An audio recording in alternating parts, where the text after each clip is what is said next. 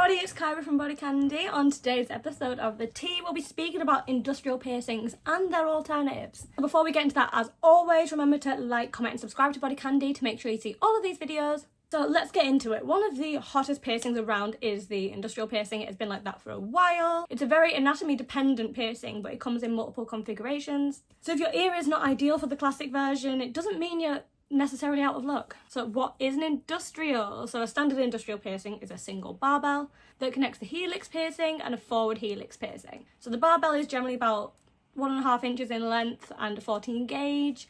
And the actual piercing is done all at once because if done separately, there is a chance of the jewellery migrating. That would prevent the barbell from fitting properly between the two.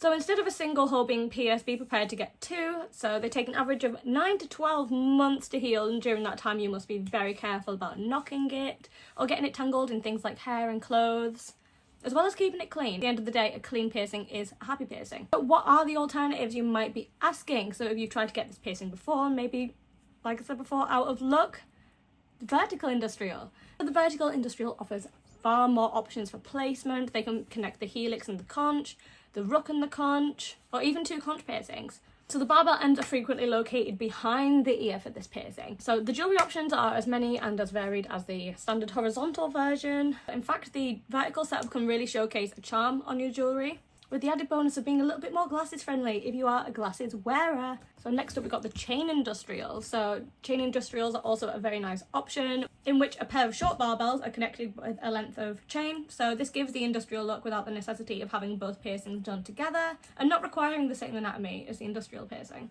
Next up we've got the floating industrial. So floating industrial connects parts of the ear other than the helix and the forward helix. So this is a great option for people who don't have that anatomy. But this does require you to meet with your piercer first to see what is going to work specifically with your ear. Then next up, the custom industrial. So the custom industrial can just connect multiple points of the ear, 3 or even 4 piercings. But as the name says, once again, this will need consultation with your piercer and will almost certainly require custom jewellery. So why is anatomy so important for these piercings? So you're wondering why this is when it comes to industrial piercings. The fold of the ear needs to be deep enough to support the barbell. However, the flat of the ear needs to be deep enough as well where the barbell won't touch it. If the flat is too high, then the barbell will begin to rub at the skin, and that can also eventually lead to the barbell rubbing away at the skin all the way down to the bare cartilage, which no thank you. This can also lead to some nasty scarring. So if your piercer says that a traditional industrial is a no-go, listening to them is probably the best idea. So even if none of these options work for you, remember that the faux industrial piercing exists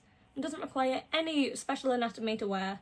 The phrase "fake it till you make it" exists for a reason. There is nothing wrong with wearing a non-pierced version of a piercing that you like, as long as it makes you happy. So thank you very much for watching this little video. Once again, remember to like, comment and subscribe to BodyCandy, and we will see you on the next video. Thank you so much. Goodbye.